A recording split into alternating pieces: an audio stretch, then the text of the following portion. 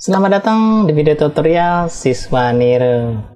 Teman-teman, kali ini kita sudah masuki sesi 15. Ya, sesi ke-15 saya akan menjelaskan kesimpulan, kira-kira kesimpulan ketika kita sudah belajar gym itu seperti apa kesimpulannya.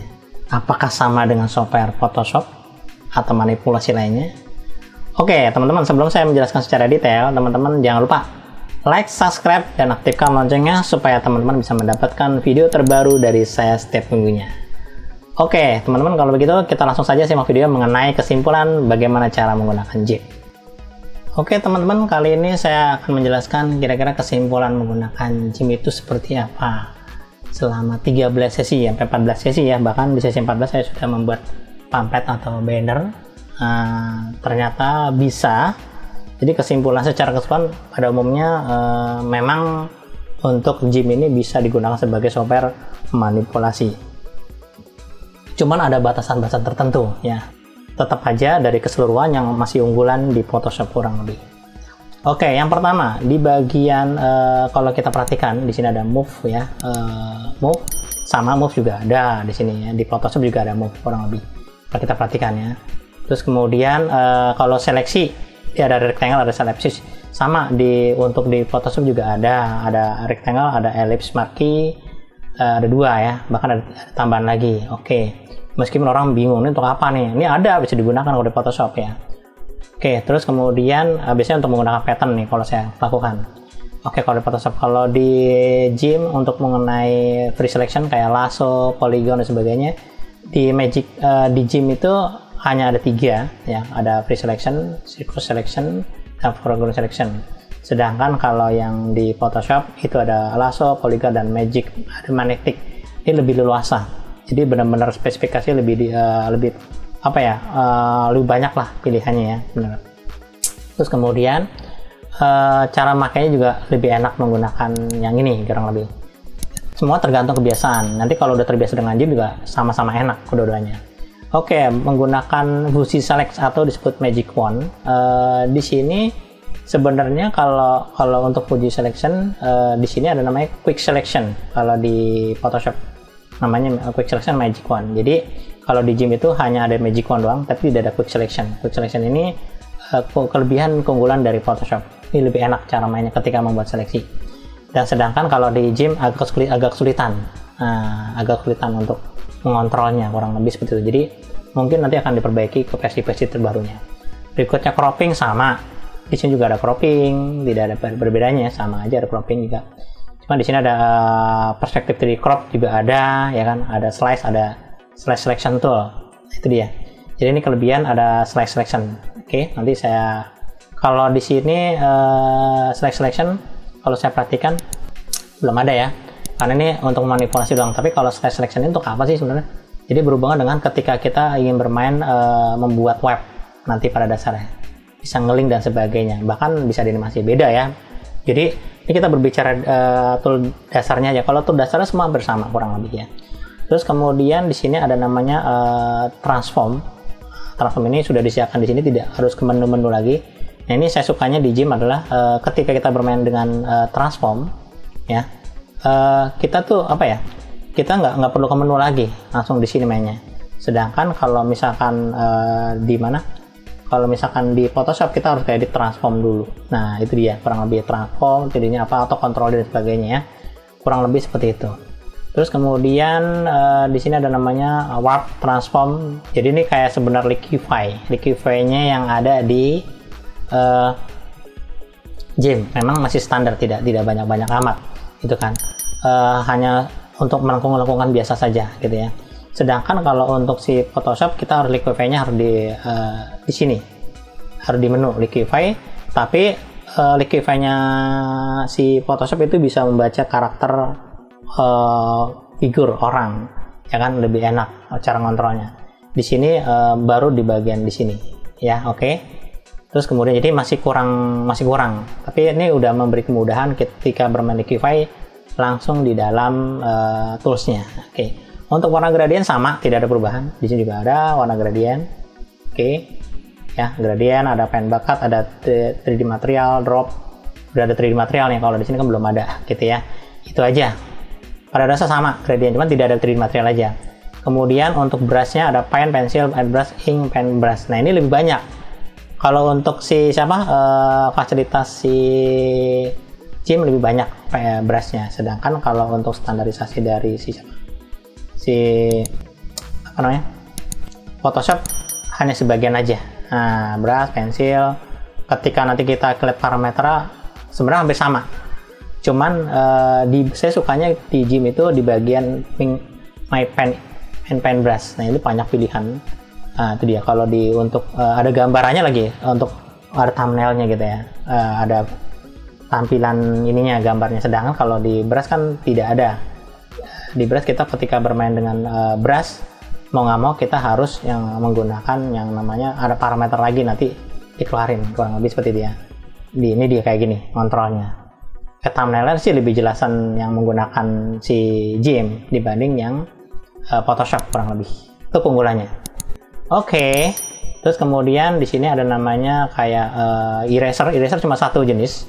Sedangkan eraser yang ada di Photoshop itu ada eraser manual, ada eraser secara keseluruhan, ada magic eraser. Ini kelebihannya. Nah, ini tidak ada di sini. Ini tidak ada ya, teman-teman. Jadi di sini agak kesulitan. Oke, terus kemudian clone di sini ada 3, 1, 2, 3, healing dan clone, ya kan? Cara kerjanya dia ada perspektif clone. Oke. Kalau untuk yang Photoshop itu clone-nya ada banyak, teman-teman. Nah, ada pertama standar ini, yang ini clone nama.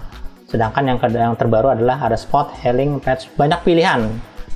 Lebih leluasa, ngeditnya lebih enak gitu kan dibanding ketika kita mengedit menggunakan yang namanya Jim. Ya, oke.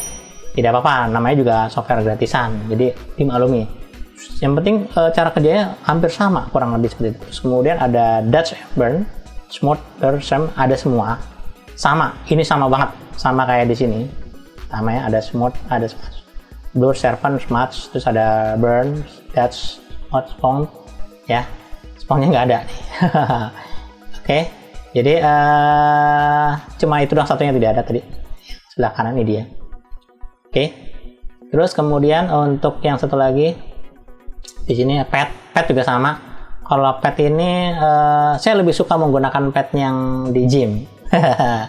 Satu untuk semuanya, gitu. Satu untuk semuanya. Sedangkan kalau untuk Photoshop itu satu difokusin untuk yang ngedit, untuk yang nambah, ini terpisah semua. Nah, kalau kedepannya kalau Photoshop bisa dibikin lebih simpel lagi seperti Jim mungkin lebih bagus lagi. Nah ini keunggulannya di padnya ya. Jadi di padnya masih unggul di Jim, terus kemudian kalau di airbrush juga sama unggul di Jim, kurang lebih seperti itu ya. Oke, untuk huruf H-nya teksnya di sini standar biasa sama, ini juga standar biasa. Tapi kalau di Photoshop ya ada banyak pilihan. Nah, ada text selection, ada text ke bawah, ada vertikal, ada horizontal, itu dia. Kelebihannya banyak. Nah, itu dia. Oke, di teksnya masih unggulan di Photoshop. Terus kemudian di sini ada namanya color picker. Nah, sama color picker juga ada di sini. Ini color picker. Nah, dia. Eyedropper ya kan. Terus ada color shaper, roll dan sebagainya. Lebih banyak pilihannya. Zoom sama satu doang ya. Oke teman-teman, kalau untuk fasilitas untuk foreground dan background sama, tidak jauh beda fungsi kerjanya. Untuk mendefault tekan D sama, ini juga sama. Kalau misalkan kita ke Photoshop untuk mendefault tekan D juga. Untuk men-switch juga sama, saya tekan X. Di sini juga ketika men-switch juga tekan X, kurang lebih seperti itu. Terus kemudian kalau masking di mana sih di Photoshop di Jim, ketika kita bermain layer, ini layer teman-teman ya, layer ini kita perhatikan dia ada blending ya. Terus kemudian kalau di Jim itu tidak ada special effect tambahan, tidak efek tambahan. Sedangkan kalau di Photoshop itu ada namanya FX. Nah ini dia di bawah ya. Nah terus kemudian kalau ini kesulitan di Jim ya, jadi Jim harus memperbaiki lagi ke depannya. Ketika kita ingin membuat underglow, misalkan efek-efek yang bentuk ketiga dimensi dan sebagainya yang menggunakan efek drop shadow, underglow, terus dan sebagainya, gradient overlay dan sebagainya, itu masih unggulan di Photoshop. Sedangkan di bagian Jim belum tersedia. ketika kita ingin bermain filter, itu kita harus nyari-nyari dulu sini. Oh, ini apa gitu ya. Itu repot banget gitu kan. Nah, kalau untuk yang di Photoshop, ketika saya ngambil gambar, ketika saya bermain layer, misalkan saya buat lembaran baru gitu ya. Lalu di Photoshop ya, kalau kita berbicara Photoshop ya. Nah, misalkan ini saya misalkan ukuran ini deh. Oke, web aja, contoh web aja. Oke ya, ukuran kecil. Nah, ketika saya pilih FX, ini banyak pilihan. Nah, kita tinggal make. Sedangkan kalau di GIMP itu tidak ada. Ini sebagai di GIMP ya, itu tidak ada. Jadi kita harus ngeraba, bikin filter ini gimana ya. Nah, karena saya sudah pernah bermain Photoshop, ketika saya ingin membuat efek teks atau bikin efek yang glow drop shadow, saya ngebayangin kira-kira elemen yang ada di Photoshop itu apa saja, baru saya menerapkan di sini. Oh, misalkan drop shadow, oh berarti drop shadow. Terus kalau bikin stroke bagaimana? Kita harus bikin dulu stroke gitu kan. Kalau di sini seleksi stroke, kalau di Photoshop tinggal klik stroke langsung otomatis gitu ya. Oh, di sini agak kesulitan. Ya, agak kesulitan, sangat sulit banget gitu kan. Jadi perbedaannya adalah kalau Photoshop langsung cepat, kita bekerja lebih mudah cara menggunakannya, sedangkan kalau misalkan kita menggunakan GIMP, kita harus beberapa langkah dulu baru untuk bisa mendapatkan hal itu, kurang lebih seperti itu. Wajar ya, namanya juga software gratisan, jadi ini pesaing baru. Tapi teman-teman, bagi teman-teman yang belum mampu beli software yang original atau menggunakan Photoshop yang sistemnya bayar, saran saya menggunakan manipulasi GIMP sangat bagus banget, karena ini mendukung banget ketika bermain manipulasi dan jarang hang. Itu GIMP bagus ya, jarang hang, enteng, ringan, kurang lebih seperti itu. Oke teman-teman, itu saja yang saya bisa jelaskan, bahwa ketika kita bermain manipulasi GIMP sangat memuaskan ya, meskipun tidak sepuas-puas banget seperti di Photoshop, jangan beda banget kelas levelnya, tapi untuk pemula ini sangat memuaskan karena kita sudah bisa bikin poster, bisa bikin pamflet dan sebagainya, bahkan bisa bikin manipulasi gabungan beberapa elemen. Memang tapi membutuhkan langkah-langkah yang panjang gitu kurang lebih ya.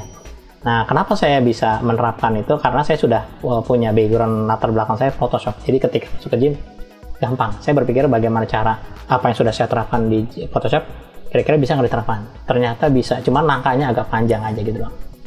Oke teman-teman, itu saja yang saya bisa sampaikan, bahwa ketika kita bermain GIMP, teman-teman harus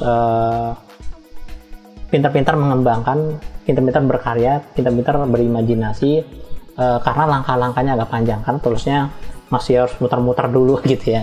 Lain dengan kalau misalkan fasilitas software Photoshop yang sudah langsung, namanya juga profesional, beda ya. Oke teman-teman, itu saja yang saya bisa sampaikan. Saya berharap materi ini bermanfaat dan berguna. Teman-teman jangan ragu mengikuti channel saya, karena banyak tips and trick dan bagaimana cara menggunakan software animasi atau desain supaya benar dan baik. Teman-teman simak, ramaikan komentar, jangan ragu saling berkenalan satu sama lain. Oke, sekian, terima kasih. Kita akan ketemu lagi di sesi berikutnya mengenai software, grafik desain, animasi maupun GIMP atau yang lainnya. Sekian dan terima kasih.